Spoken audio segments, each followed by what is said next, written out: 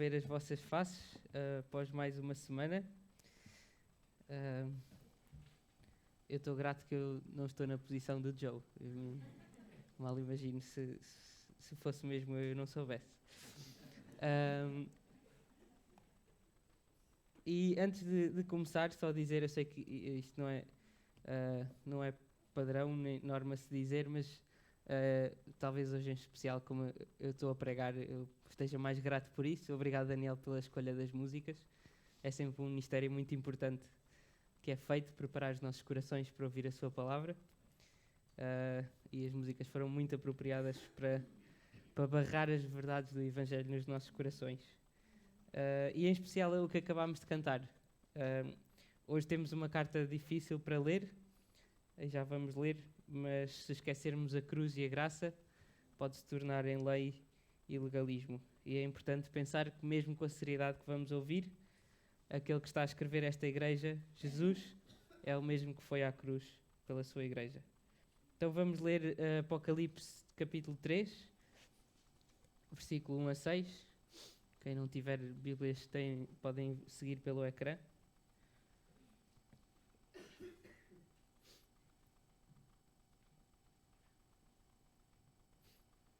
Então diz assim Apocalipse 3, versículo 1 a 6. Diz assim a palavra do Senhor. Ao anjo da igreja em Sardes escreve: Estas coisas diz àquele que tem os 7 Espíritos de Deus e as 7 estrelas. Conheço as tuas obras, que tens nome de que vives, mas estás morto. Sê vigilante e consolida o resto que estava para morrer, porque não tenho achado íntegras as tuas obras na presença do meu Deus.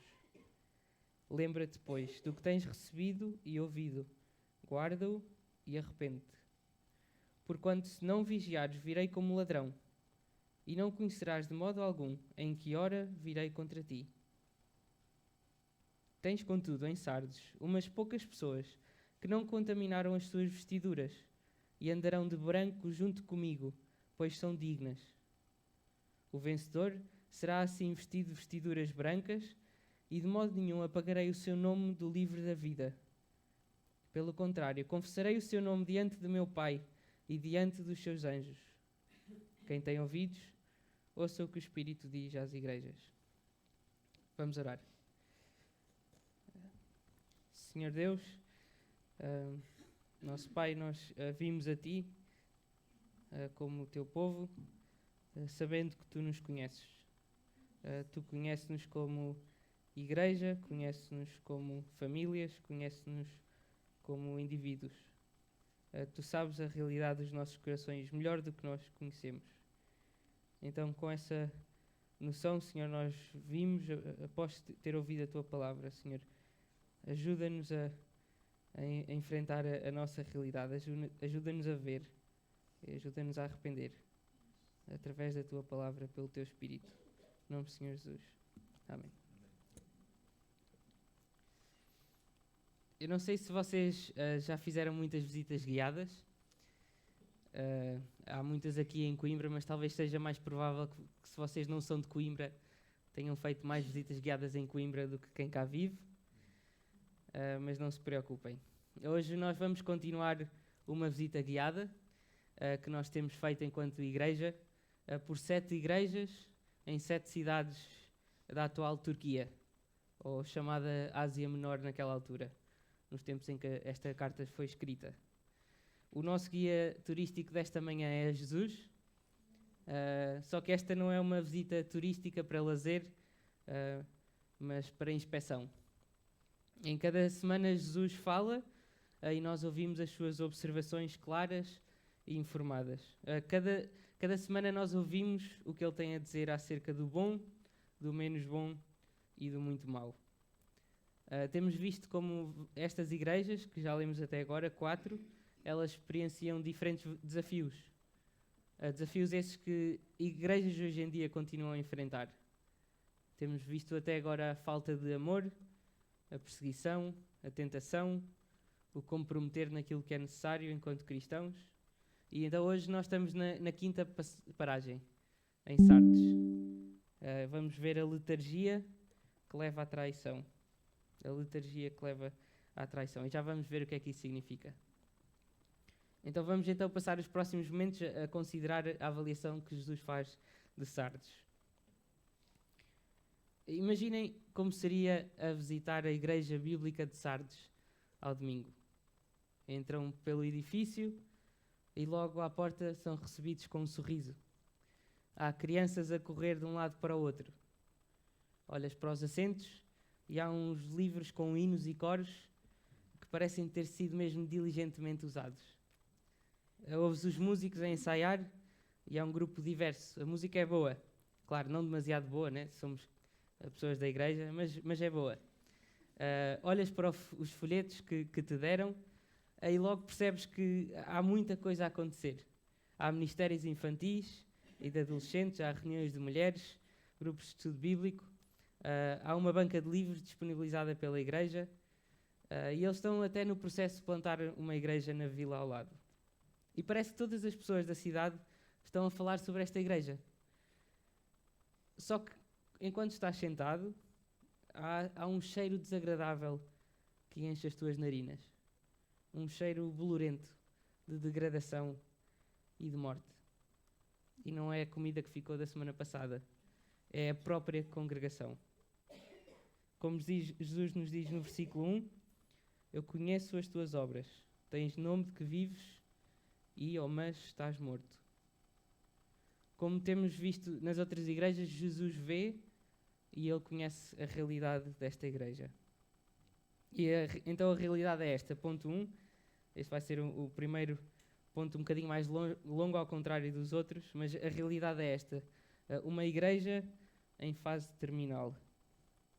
Uma igreja em fase terminal. A Jesus vê e ele conhece. Nós já nos temos habituado ao facto de Jesus começar sempre com uma repetição de quem ele é. No capítulo 1 há uma descrição desta figura. João, o apóstolo, tem uma visão desta figura poderosa. E já vimos na semana passada como é que Jesus é aquele que tem olhos como chama de fogo. Mas aqui ele diz algo diferente. Vamos ler o versículo outra vez.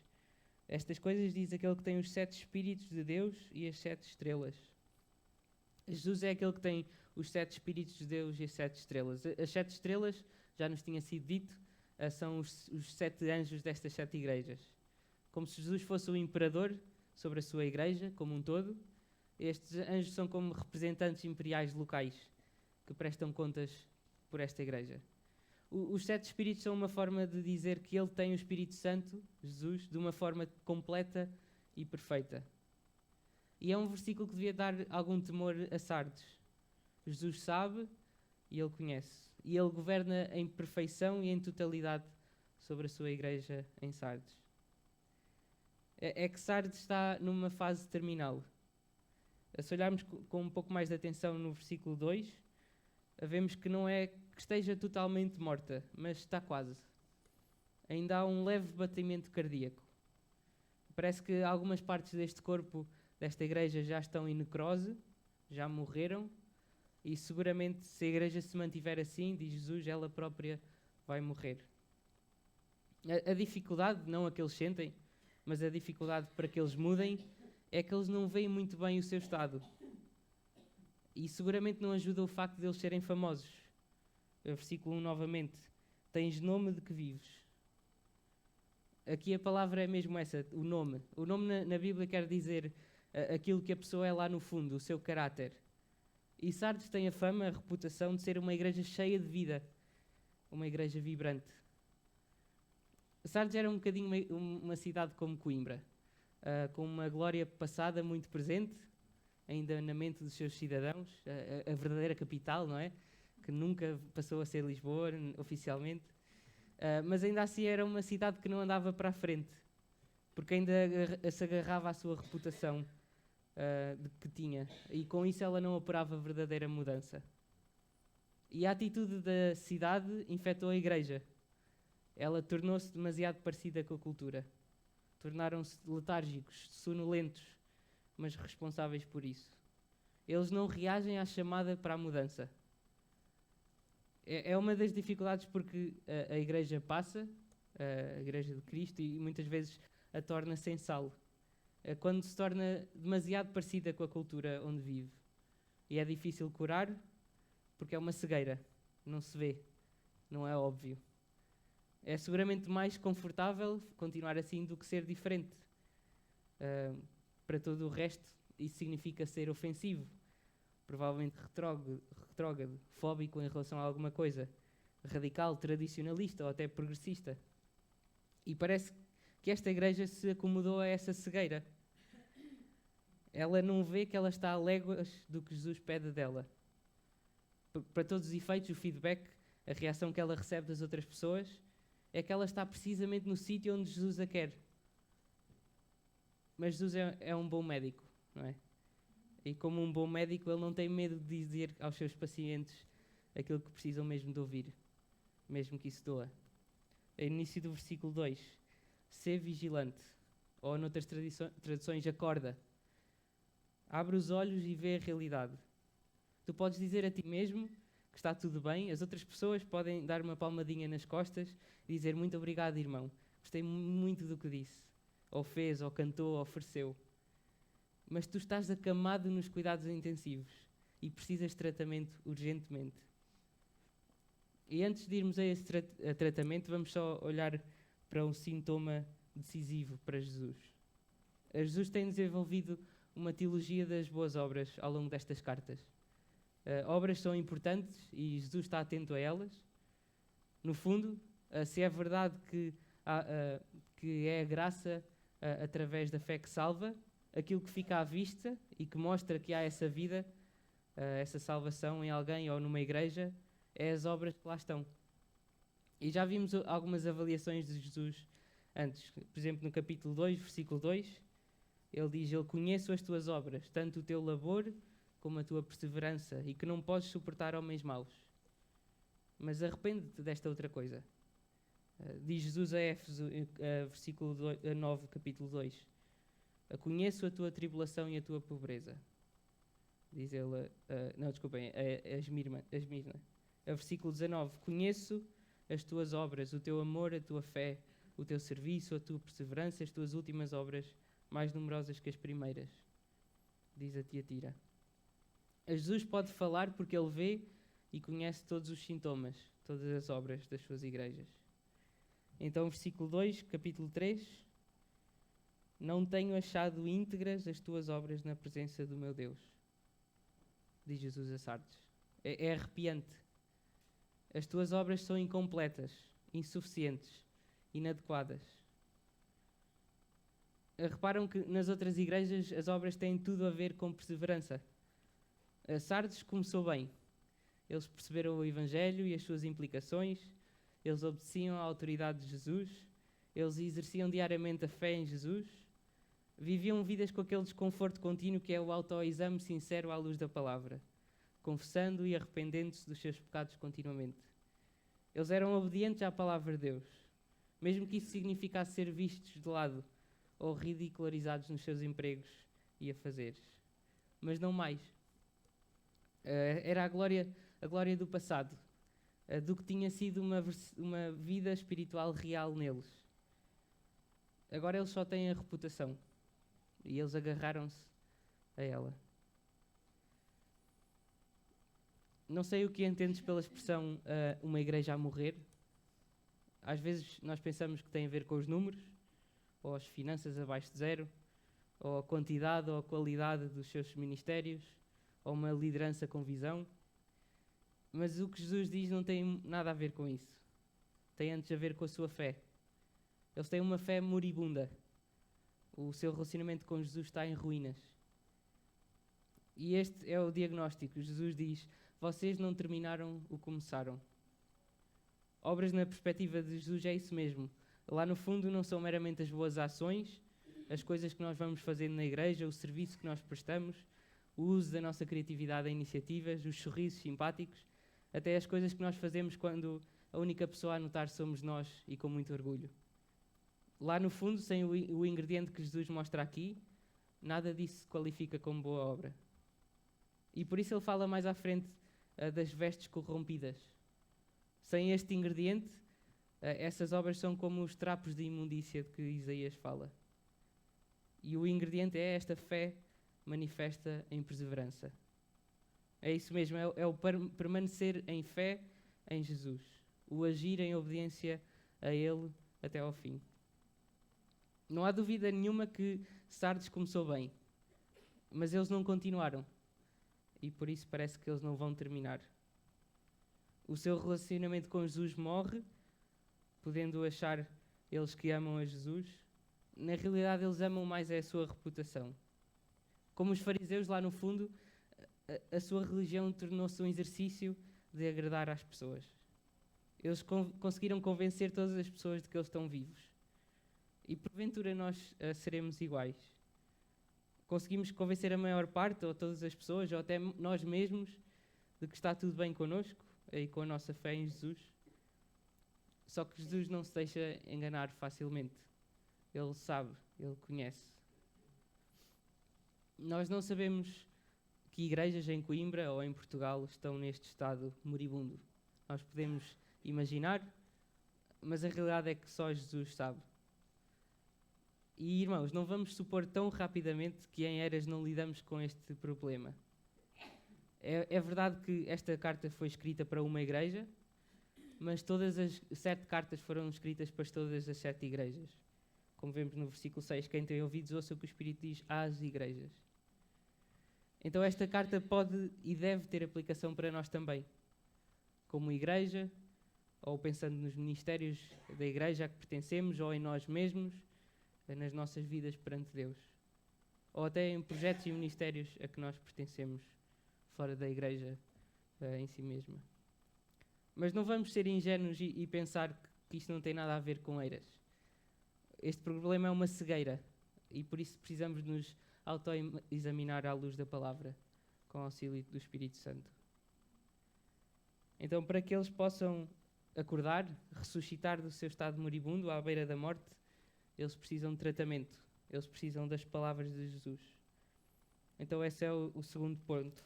O primeiro é uma igreja num estado moribundo, o segundo é como ressuscitá-la, uma palavra de aviso. O versículo 3 termina de uma forma que alguém descreveu como perturbadoramente vaga. Já havia uma coisa que a igreja não estava a ver, que era o seu verdadeiro estado perante Jesus. Agora há mais uma coisa que eles sabem e outra que eles não sabem. Eles sabem que Jesus vem contra eles, mas eles não sabem quando. Houve um momento na minha estadia em Londres, especificamente enquanto ciclista em Londres, que eu percebi que eu não conhecia tão bem assim a cidade. Ou seja, eu sabia que existiam ladrões, não é só no Rio de Janeiro, amigos, e não que isso seja um conforto para vocês, mas em Londres toda a gente tem uma história ou duas acerca de ser roubado.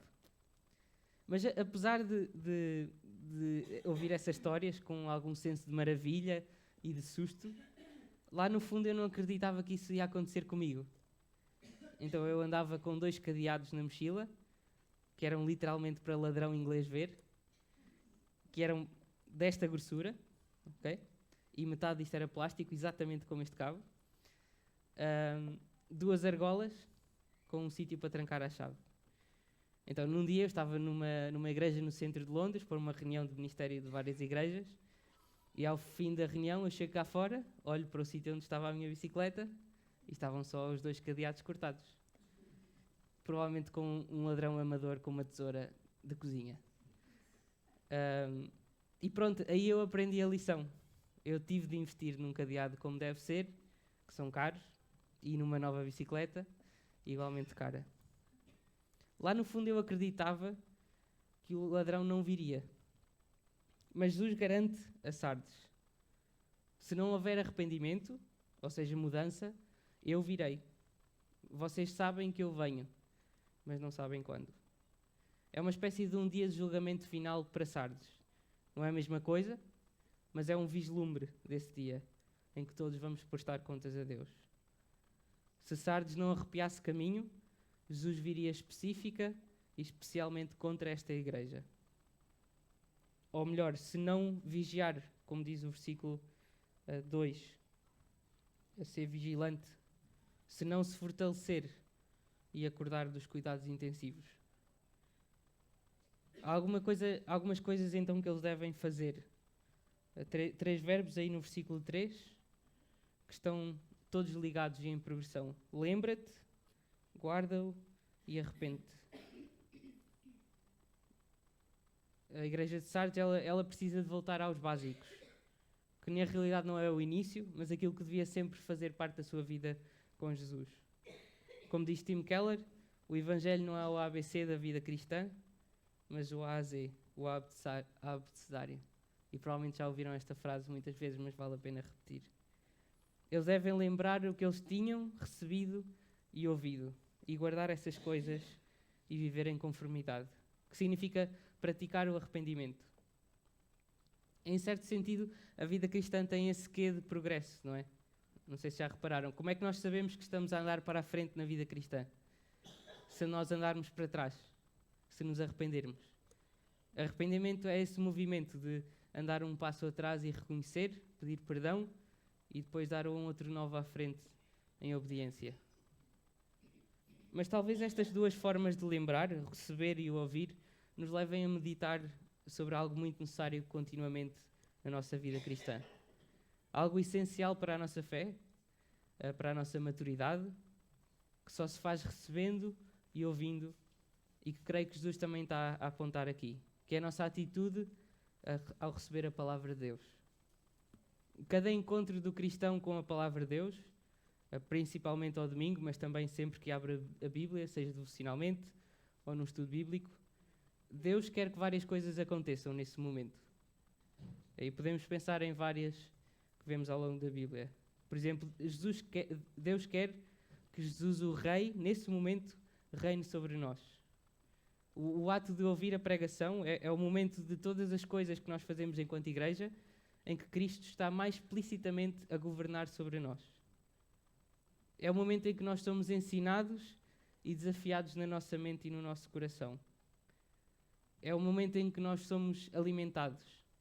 Eu lembro de outra história de Londres, precisamente naquele mesmo sítio, com o pastor, que era o senhor dono da outra bicicleta que estava lá em perfeito bom estado. Eu uma vez a encontrei, eu tenho aquele medo dos homens, não é? Um senhor imponente, o Tim Keller ali do sítio, e eu não sabia o que é que eu havia de falar. Então eu disse, muito obrigado pelo sermão, no ano passado eu já não me lembro o que é que disse, mas foi muito bom, e ele respondeu de uma forma muito graciosa que eu não estava à espera. Ele disse, pois eu também não me lembro do que é que eu comi ontem, mas manteve-me vivo. A palavra de Deus é isso mesmo. Há muitas coisas que nós não lembramos, mas no momento em que estamos debaixo da palavra, estamos a ser alimentados. É também o momento em que somos corrigidos. E é o momento em que Deus fala connosco. E essa é a promessa. Ele governa em nós, falando connosco. Às vezes, pela maneira que nós falamos, nós demonstramos que nós até gostávamos que Deus falasse connosco sobre aquelas decisões práticas da vida. Ir para aquele ou aquele curso, conhecer melhor ou não aquela pessoa, para onde ir viver, etc. Entretanto, Deus promete e faz que Ele está a falar connosco de forma audível quando abrimos a Sua palavra e ela é exposta. Não para responder principalmente às nossas maiores perguntas, que nós achamos serem as mais importantes, mas às questões que Ele acha mais importantes. Como diz João, através de Jesus, me amareis se guardareis os meus mandamentos. Ou como dizia um mote da escola onde eu estudava, quando a palavra de Deus é fielmente e orantemente pregada, a sua voz é claramente ouvida. E por isso, para Sardes e para nós, é algo mesmo muito sério a forma como hoje e noutros domingos, e também terças, quartas, quintas e sábados, para aqueles que fazem parte de grupos de estudo bíblico, a forma e a atitude como ouvimos a palavra de Deus pregada. É uma questão de vida espiritual, em certo sentido de vida ou morte. É uma questão se as nossas obras vão permanecer, se vamos crescer mesmo em maturidade espiritual real, ou se vamos só fazer coisas boas que os outros apreciam. Como é que é a nossa atitude? É mais um monólogo de 35 minutos que temos de ouvir, onde alguém diz umas coisas engraçadas ou um bocado entediantes, e eu filtro de acordo com o que eu gosto ou o que eu concordo? Ou é, partindo do princípio que o pregador está a pregar fielmente de acordo com as Escrituras, o momento onde nós nos submetemos, onde nos colocamos debaixo da autoridade de Deus e nos deixamos ser alimentados, corrigidos, desafiados, encorajados e chamados ao arrependimento. A Sardes precisa de uma palavra de aviso. Lembra, guarda e arrepende. Não deixes outro domingo passar em que não dás atenção ao teu estado, em que te agarras à tua reputação, em que a usas como... Em que usas como uma forma de lá no fundo não ir a Jesus. Em que desperdiças oportunidades de crescer na tua fé em Jesus, ignorando o que Ele diz de uma forma clara e audível pela palavra, enquanto esperas que Deus te sussurre de outras formas que Ele não prometeu sempre fazer. Então, uma palavra de aviso a Sardes. E, finalmente, uma palavra de conforto e promessa para a exceção. Uma palavra de conforto e promessa, mas que infelizmente não é para todos. Sardes é uma igreja diferente das outras até agora.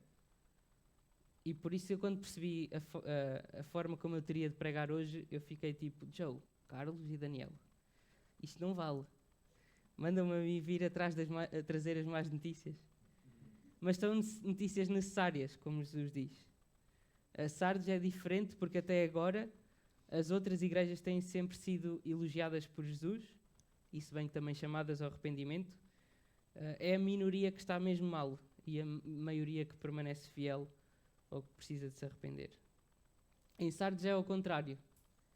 É um pouco como Israel no Antigo Testamento, que continuamente se afasta de Deus como um todo e só uma minoria persevera. Graças a Deus há este padrão de que até mesmo em lugares onde o povo de Deus como um todo parece se afastar, lá no fundo não tem o seu nome escrito no livro da vida, ainda assim há um remanescente, um restinho, uns poucos que permanecem firmes, apesar de com dificuldades. E Jesus sabe, Ele conhece aqueles em Sardes nessa situação. É fácil imaginar que numa cultura de igreja que se tornou insensível a Jesus e à sua voz na palavra, que abandonou a obediência que vem do arrependimento contínuo, que ama a sua reputação e não arreda pé dela, é fácil imaginar que este não seja um ambiente fácil para aqueles que continuam a agarrar-se mesmo a Jesus. Basta pensar nas vezes que talvez alguns irmãos aqui e nós vemos à nossa volta, aqueles irmãos que fazem questão de meter Jesus em todas as conversas, de lembrar as boas novas do Evangelho em todo lado. Aqueles que fazem questão de evitar e até corrigir conversas desanimadoras, fofoquices, a maldizeres, explicitamente usam oportunidades para encorajar.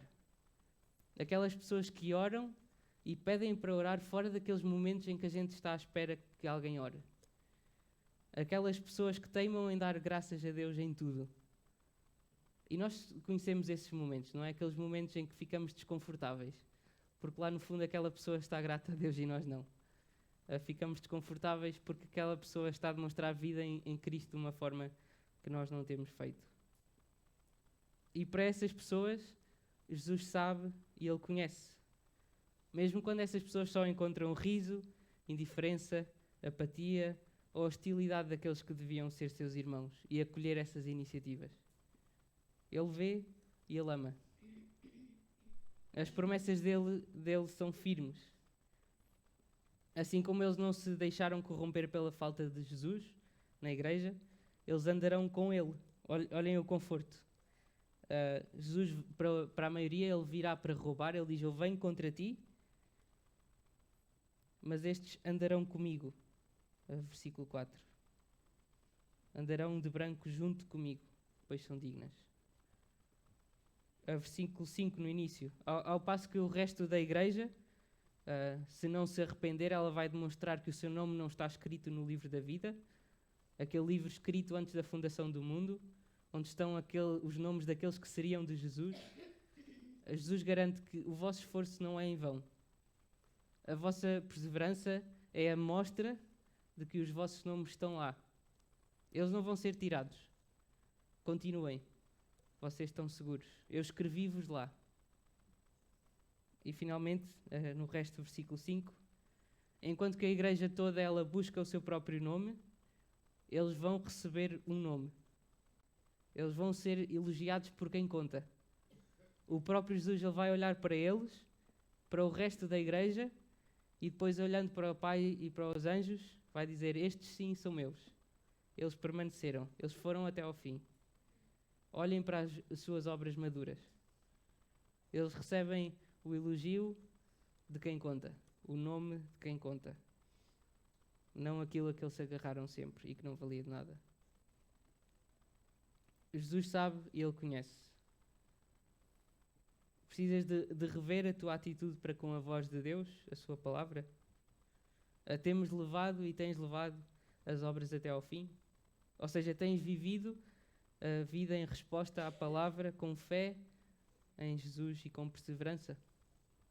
Ele sabe e Ele conhece tudo. Ele não se vai deixar enganar.